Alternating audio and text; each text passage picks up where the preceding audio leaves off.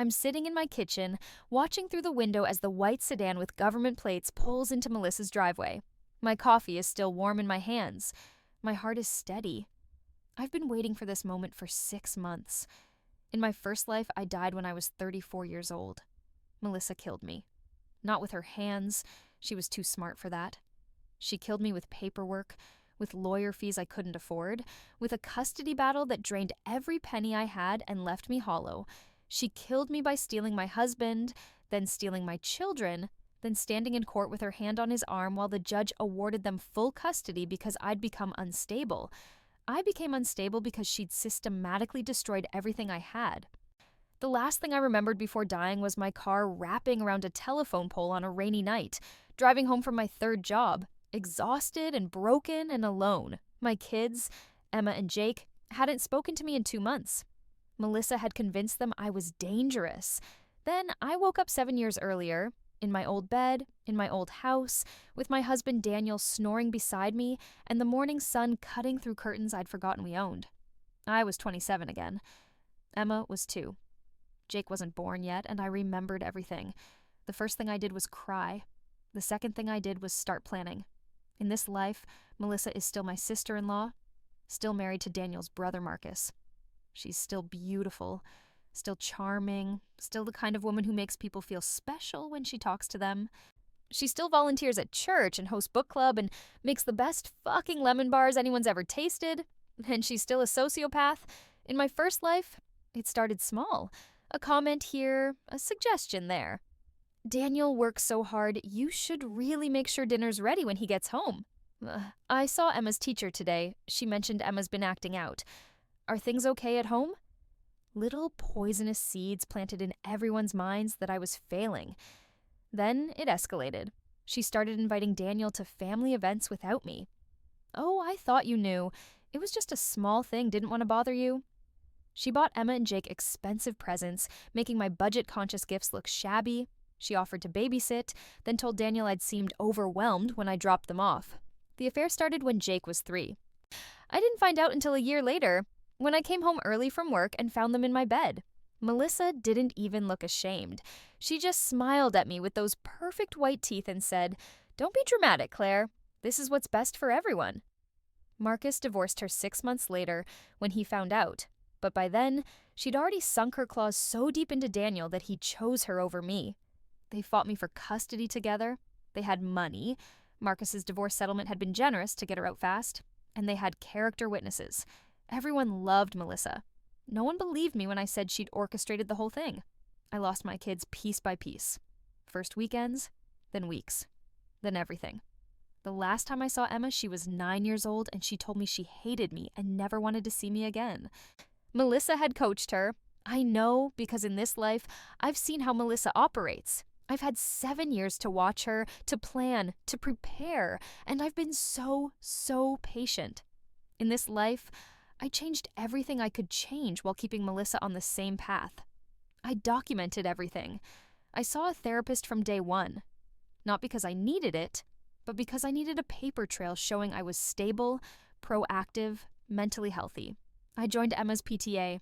I took parenting classes. I kept meticulous records of everything. And when Daniel started spending more time at Marcus and Melissa's house, when I saw the signs of the affair beginning, I divorced him first. I filed on a Tuesday morning with evidence I'd gathered over months. Text messages, receipts from hotels, photos I'd hired a private investigator to take. I asked for full custody. Primary residence, child support. I had a lawyer this time. A good one, paid for with money I'd saved from a job I'd started the day I woke up in this timeline. Daniel was blindsided.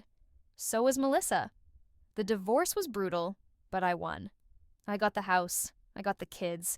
I got child support that actually covered their needs. And I watched Melissa's face at the courthouse when the judge read the ruling. She wasn't smiling anymore. Marcus divorced her anyway. I'd made sure he got an anonymous tip about the affair. She tried to sink her claws into Daniel after that, but he was broke and bitter, and I'd salted that earth thoroughly.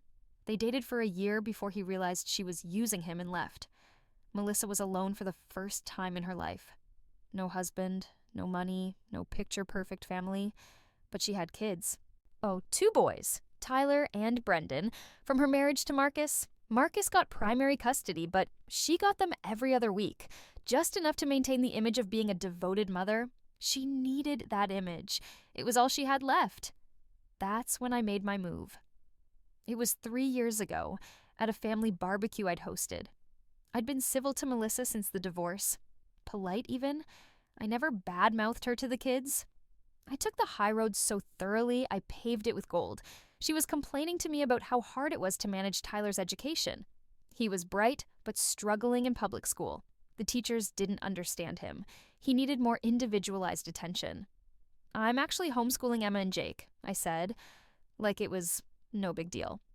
Which it wasn't. I'd been doing it for a year by then, and they were thriving. Her eyes lit up. Really? How is it?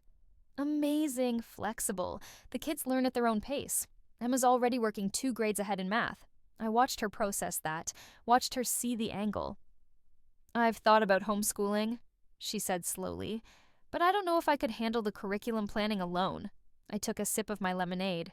It's a lot of work, but so rewarding. Maybe, she tilted her head, gave me that smile that used to make me trust her.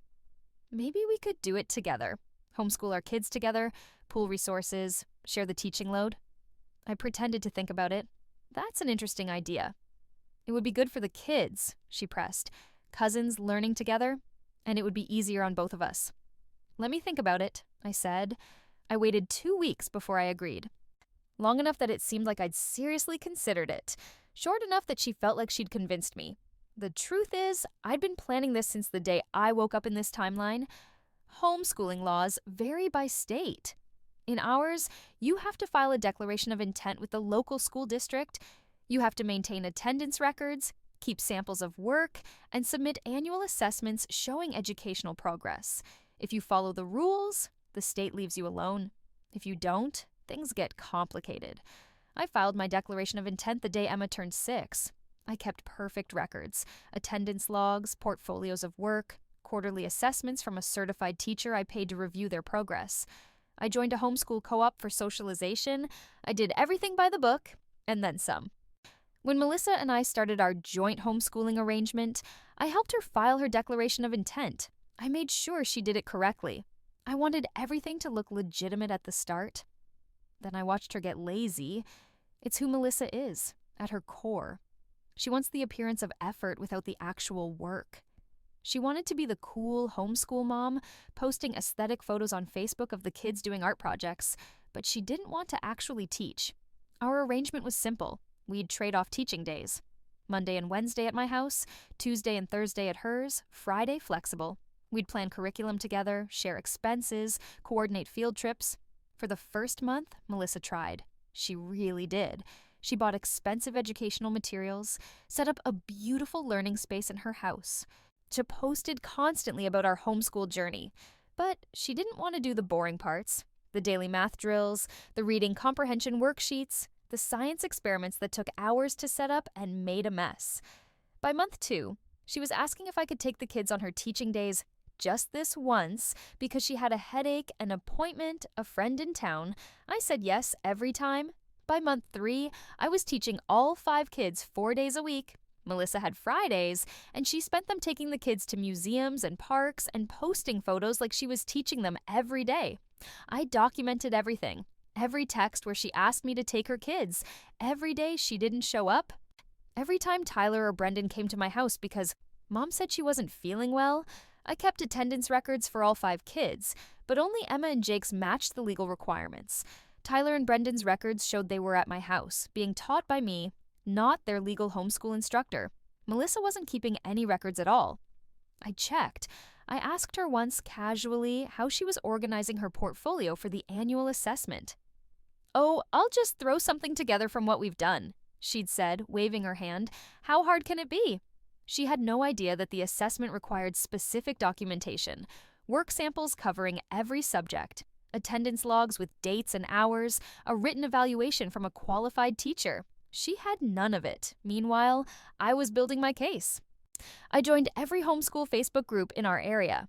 I became friendly with the woman who handled homeschool compliance for our school district, a sweet lady named Patricia who took her job seriously.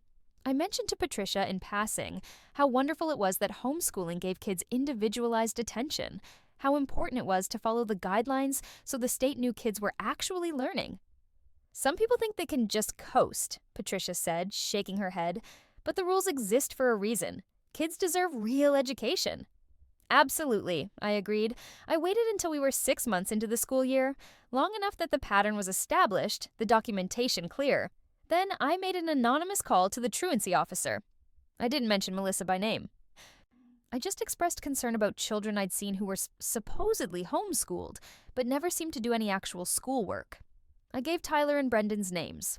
I mentioned I'd seen them at the park on school days, many school days, with no materials or structure. The truancy officer did what truancy officers do.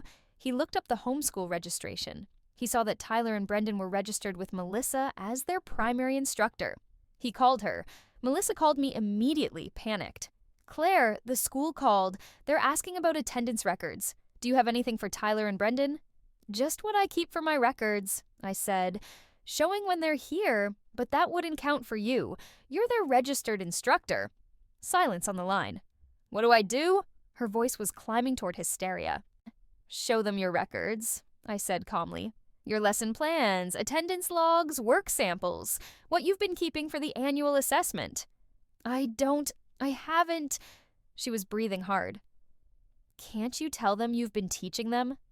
"Melissa, that would be fraud. They're registered under your homeschool program, not mine. I'm just helping out as a friend." "But you've been teaching them almost every day." "Because you kept asking me to, but legally you're their instructor. You're responsible for the documentation." I could hear her crying. In my first life, those tears would have made me cave, made me help her, made me take responsibility for her failures. Not anymore. "I'm sorry," I said, and hung up. The truancy investigation moved fast. Melissa couldn't produce records because she didn't have them. She tried to say I was teaching the kids, but I had documentation showing I was running my own separate homeschool program for Emma and Jake. Completely compliant, completely legal. I even had texts from Melissa acknowledging that she was their primary instructor and I was helping out when she needed a break. The truancy officer referred the case to CPS. That's where things got interesting. CPS doesn't mess around with educational neglect. They opened a full investigation, they interviewed the kids, they interviewed me, they interviewed Melissa. Tyler and Brendan, sweet kids that they are, told the truth. Mom didn't really teach them. Aunt Claire did most of the lessons. Mom took them to fun places, but they didn't do much regular schoolwork. The CPS worker who interviewed me was thorough. She looked at my records. Perfect attendance. So I detailed lesson plans, work portfolios that showed clear educational progress. "And you've been teaching Tyler and Brendan too?" she asked. "Informally," I said, "as a favor to their mother, but she's their registered homeschool instructor. I'm not qualified to be their primary teacher. I only have the legal authority to teach my own children." "Why were you teaching them so often?" I hesitated, played it perfectly. "Melissa's had a hard time since her divorce. I was trying to help, but I made it clear the responsibility was still hers." I showed her the texts. Months of Melissa asking me to take the kids, me saying yes, but reminding her she needed to keep her own records. The CPS worker's face was unreadable, but I could see her taking notes. The investigation took 3 weeks. During that time, Melissa called me 17 times. I didn't answer. She showed up at my house twice. I told her calmly that I couldn't discuss an ongoing investigation. She tried to turn it around on me. She told people I'd sabotaged her, that I'd agreed to teach her kids and then reported her. But I had receipts, literally. Every text, every email, every conversation documented. The homeschool community that Melissa had performed for on Facebook turned on her fast. They took homeschooling seriously, and what she'd done, registering for homeschool but not actually teaching, made them all look bad. Patricia from the school district was particularly angry. "People like her are why homeschoolers get a bad reputation," she said at a co-op meeting. "We follow the rules so our kids get real education." She just wanted to look like a good mom on social media. The final CPS report came back last week. Educational neglect, failure to provide appropriate instruction. They didn't remove Tyler and Brendan from Melissa's custody. Marcus had primary custody anyway. But they did revoke her homeschool registration and mandated the boys return to traditional school. Melissa was also put on a child welfare monitoring list. Any future CPS calls would be flagged with this history.